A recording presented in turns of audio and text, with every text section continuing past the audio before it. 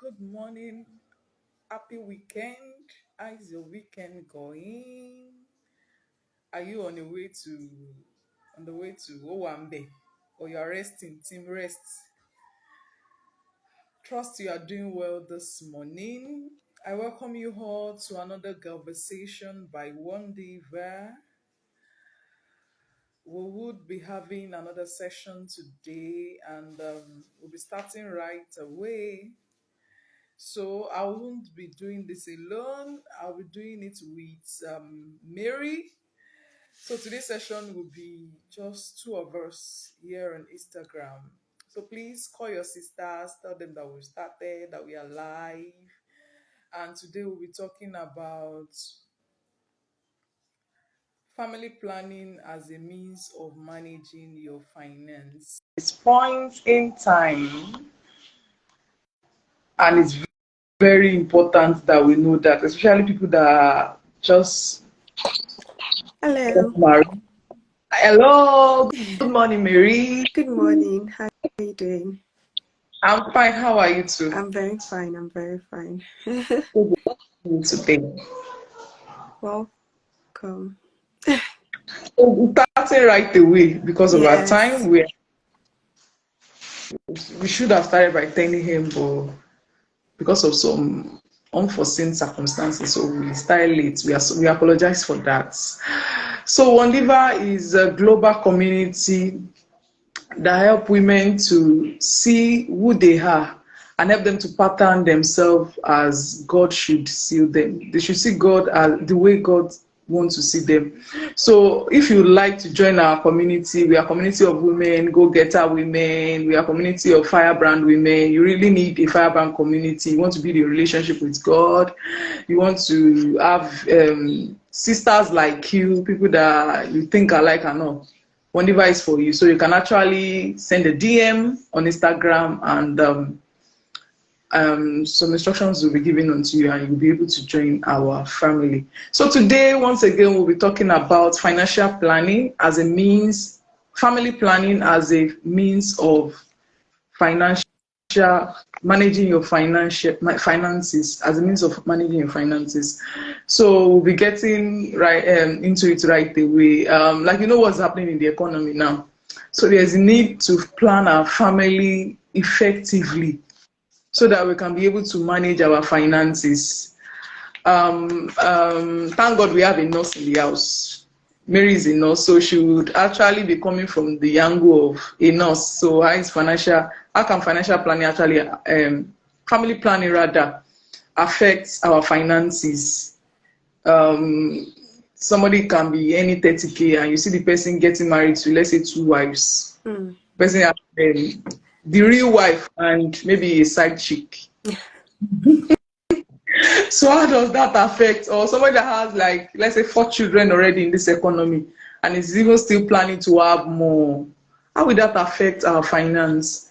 So Mary, right, can you tell us what's family planning? What do you understand by family planning from Okay. your perspective? So a lot of people, when they hear family planning, they think it's just all about drugs.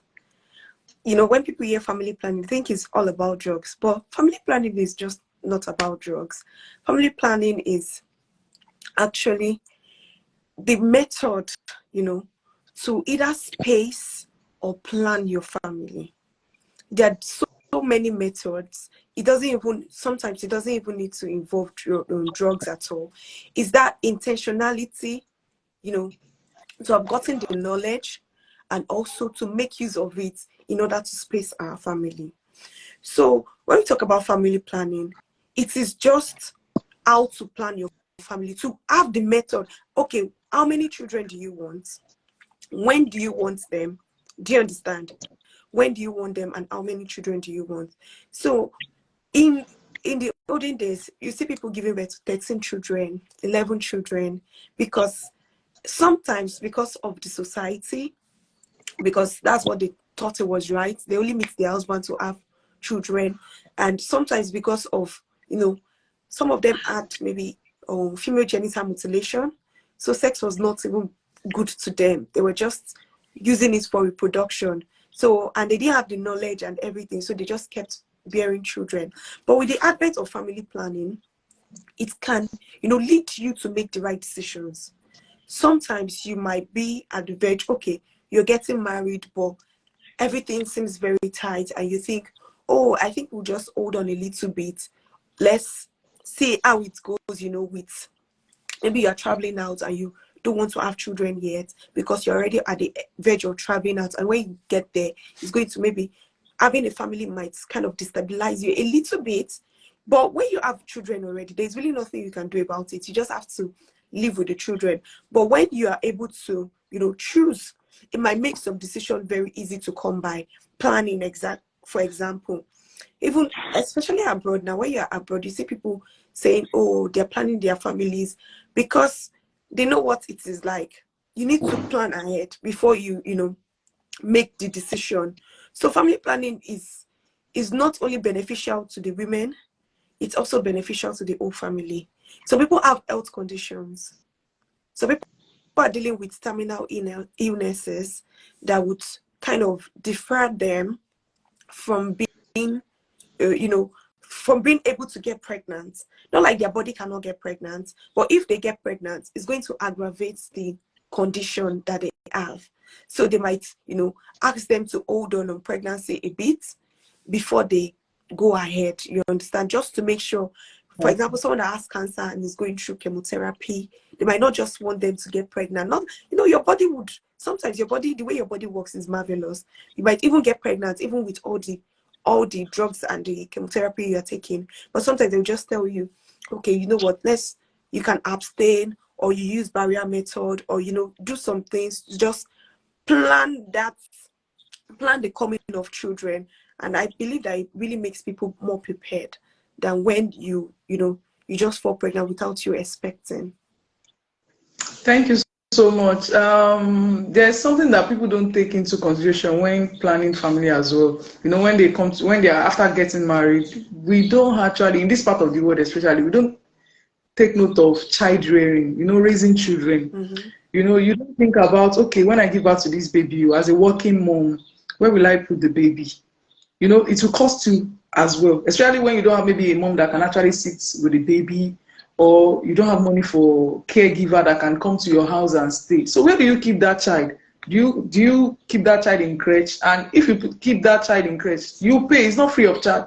Most of us don't put all this into consideration because these are things that actually affect our finances as well. But we don't think about it. So I would like you also to speak about raising children, as in child rearing, as a result of affecting our finances. Do you have anything to say about that as well? As in when people are raising children? Raising child is very expensive. I won't lie. Everywhere in the world now is really, really expensive. You might, if you are in Nigeria, maybe the first 2 children, you might not feel it that much, just because sometimes you have people around you. But now, even the people around you that used to stay at home, everybody is trying to work because the economy is not really making it hard. It's not making it easy for people. So raising a child is so expensive because it's your sole responsibility to bring a child to world, and it's also your sole responsibility to fend for them. So we have no excuse. Are you with me? So we have no excuse to not giving our children the best. And the way life is built is that if you have children, you want the best for them. Your parents wanted the best for you. You wanted the best for your children. So it kind of stretches you. You understand? It kind of stretches you. That's why some people say, oh, when you have children, you're responsible. It's not really responsible, because before you spend that 5 naira, you think about it. Am I going to get this for my children, or would I do this? So it kind of makes the responsibility a lot. If you were earning, let's say 50,000 naira before you had children, and 30,000 naira was going to your personal finances, when you have children, you would spend more because you have to clothe them, you have to provide shelter for them, you have to, for example, in the UK now, if you're living in a type of house, you can't have children there, because you can't have a child in a single room. They'll tell you it's not conducive for the child. So you have to look for a bigger apartment just because you want to have children. Do you understand? So that also would increase your expenses. If you're in Nigeria too, I know Nigeria sometimes, even if you're in one apartment, you can have children. No one is going to force. But these children, what are they going to eat? How would they be safe? Because if you say, okay, I'm going to drop these children with my neighbors, how well do you trust your neighbors? You're going to drop these children at the crèche. Okay, what will they eat? When you deliver, if your child is taking breast milk for the first 6 months, after 6 months, you want to supplement it. You want to give high nutrition. You want to make sure their medicals are on point. Because if your child is sick, that's also one of the reasons why we have high neonatal and infant mortality in Nigeria. Because some people cannot even afford basic health care for their children. When they are sick, they go to maybe the roadside chemist or drug sellers and just buy things and give to these children, and it then aggravates their condition, and sometimes it just kills them. So having family planning, having the knowledge, you first need the knowledge. It's not even about drugs. I said it, that family planning is not about drugs. Yeah. You need the knowledge. Because there are different types of family planning methods. We have the natural method, we have the hormonal method, we have the barrier method. So the hormonal method is, let's say the natural method is when, if you don't have sex, you're not going to have children. That's natural way. Abstinence is the first natural method. Then the second natural method is maybe coitus interruptus. That's what we call it, where the husband is not going to release his sperm into you.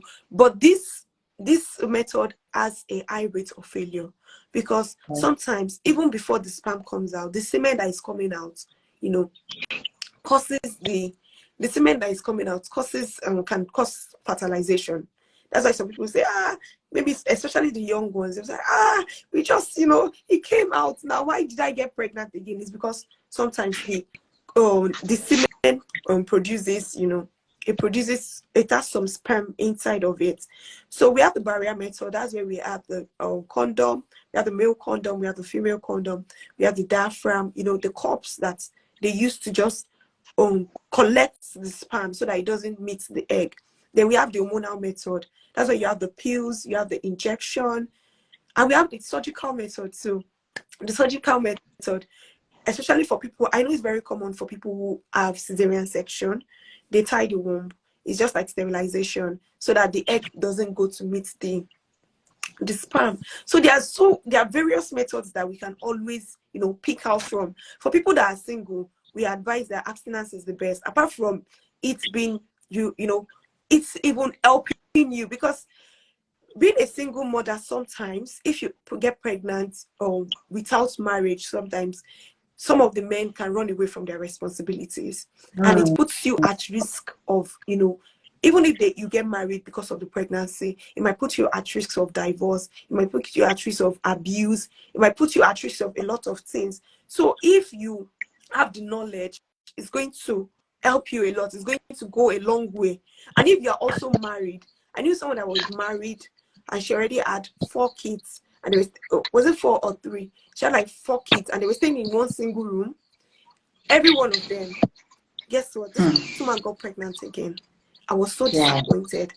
I was like, fine, I know children are blessings from God when they come, but sometimes we can also just think, because you're not going to give them the best life. You bring them, their struggle will be more than it's going to be more than what they should have had averagely. Do you understand? So even as Christians, I know some religions do not accept family planning, like using the drugs to do family planning. But also you see that those religions that do not accept, I know of the Catholics, those religions that do not accept you doing family planning, you're doing family planning or with hormonals, they would encourage you to space out. They will teach you the natural method to space out your children. In this economy, imagine you having twins in this season, and then you don't do family planning, you don't plan anything, and you can get pregnant after 6 weeks of delivery. Your body is getting back to normal. Now imagine you getting pregnant in the next 3 months. God will now bless you. Now have twins again. It's a lot of people, they go through a lot of mental struggles sometimes Yeah. because of the pressure. Sometimes you don't want kids yet, but because you've gotten married, you need to have kids. You're not ready yet. You just have kids, and then you start to struggle. You start to struggle. So if you have the time, if you think that maybe you're still young, and depending on your situation, you can make the best. You can make the best decision for yourself, and also you can see this thing, a family health practitioner, to also advise you on the side effects, of all these things. But overall, if you have been able to plan your family, it makes your finances very, very much better. It Yeah. makes your Thank you. finances very, very much better. So that's what we've seen. That's why some people will say is the rich people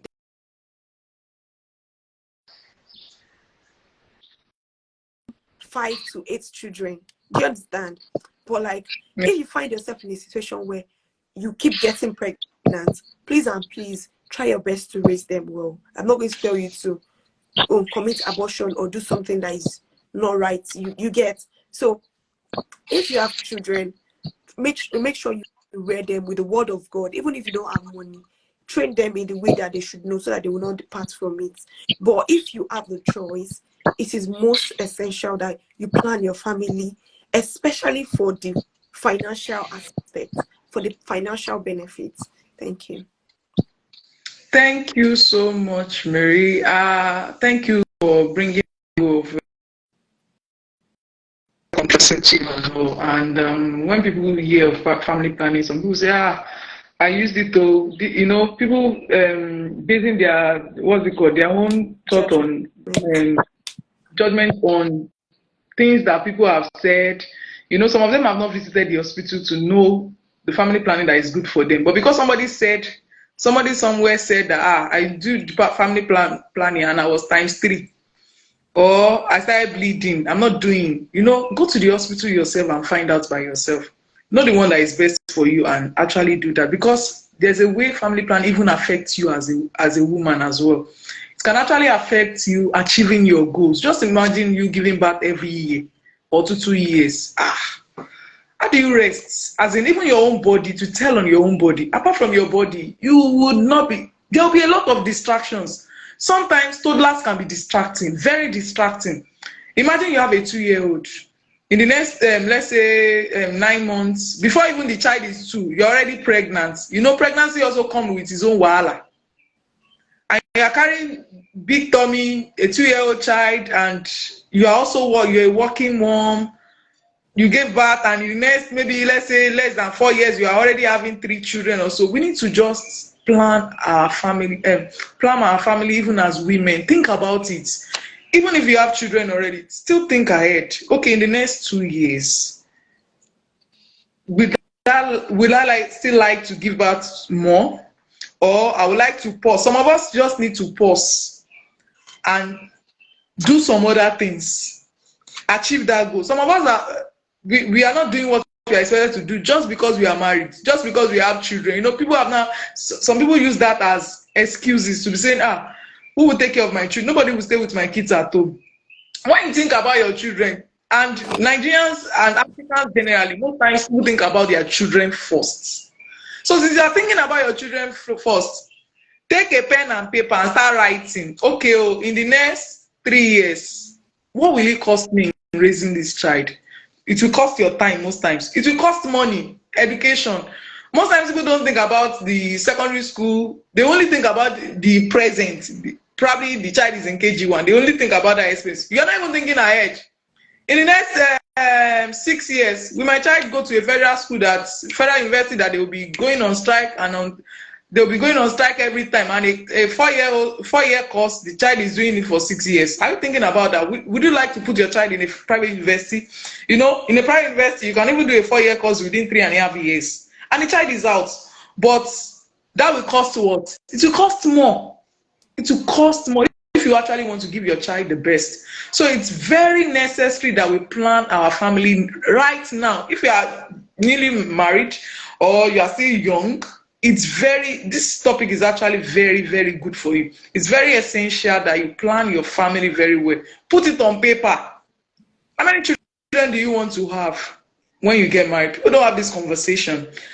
If you have 3 children, how do you want to raise them? How would you like to raise them? Because you don't just give birth and neglect them. There are a lot of things in raising children. And nowadays, children are very expensive in raising them. You need resources, you need knowledge, you need to read books. You know, those days, people don't read books. Our parents didn't read books. They just use the old way, old method. But now, things have changed.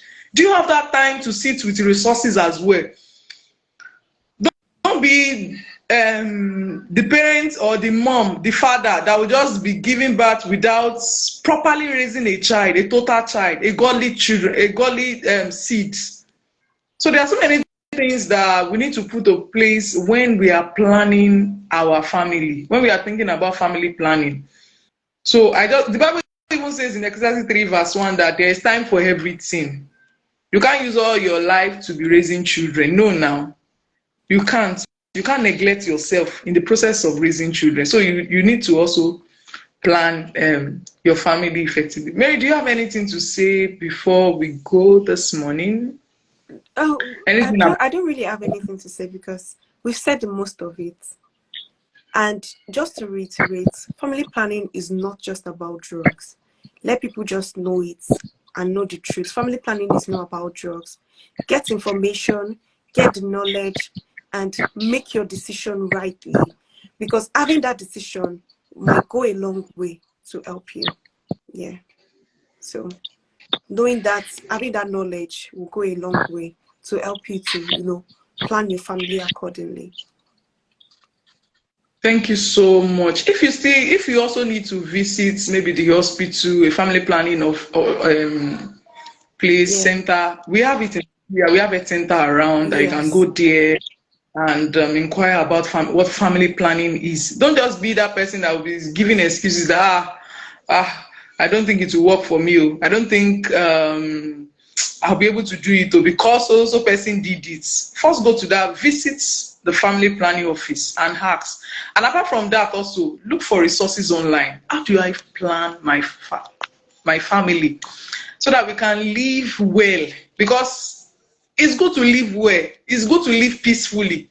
It's good to live and enjoy your life. You don't just start giving birth. You give birth to 6 children. There's a way it will affect you. Even if you give birth to 4 children in this Nigeria of today, there's a way it will affect your finance. There's a way it will affect your economy, your account balance. The money that they are using to pay, as in the school fees of even last session, is not the same as now. Even though we know that we are believers and we are trusting God for provisions, still trust God, as in still put that in mind that though God will provide for you, but you don't just make some unnecessary mistakes, as in little mistakes, by just be nonchalant about that and say children are blessings from God.